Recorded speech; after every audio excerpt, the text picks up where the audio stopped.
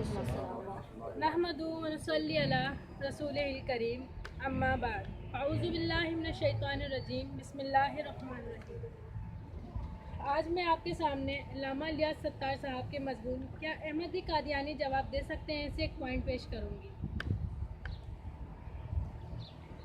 जिससे मिर्ज़ा ग़ुलाम अहमद के झूठे नबी होने का सबूत मिलता है। कादियानियत के झूठे नबी मिर्ज़ा ग़ुलाम अहमद के बेटे और कादियानियों के खलीफा सानी मिर्ज़ा बशीरुद्दीन महमूद अहमद अपनी किताब दावतुल अमीर में तहरीर करते हैं, जिसका तर्जुमा कुछ ऐसे है।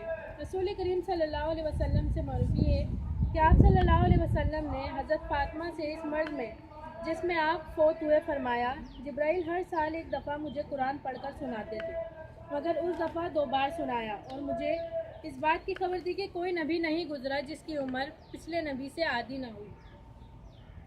और ये भी उन्होंने मुझे खबर दी कि ईसा इब्ने मरियम 120 साल की उम्र तक ज़िंदा रहे। बस मैं समझता हूँ कि मेरी उम्र 60 साल के करीब होगी। बशीरुद्दीन इस हदीस की तशरीह करते हुए लिखते हैं, इस रिवायत का मज़मून अल्हामी है, क्योंकि इसमें रसूल करीम सल्लल्लाहु अलैहि वसल्लम अपनी तरफ से कोई बात नहीं बयान फरमाते, बल्कि जिब्राइल की बताई हुई बात ही बताते। और जो ये है कि हज़रत ईसा अलैहिस्सलाम की उम्र 120 साल की थी।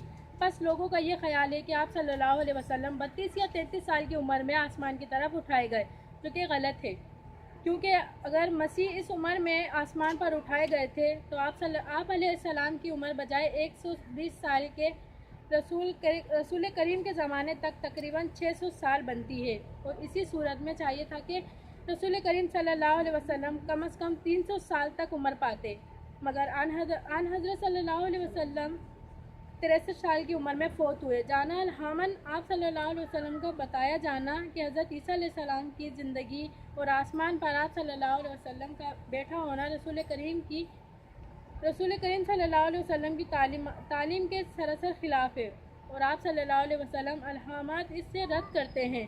और जब अम्र वाक़या ये है तो हम लोग किसी के कहने से या किसी तरह हज़रत मसीह की हयात के कायल हो सकते हैं और हज़रत सल्लल्लाहु अलैहि वसल्लम को छोड़ सकते हैं।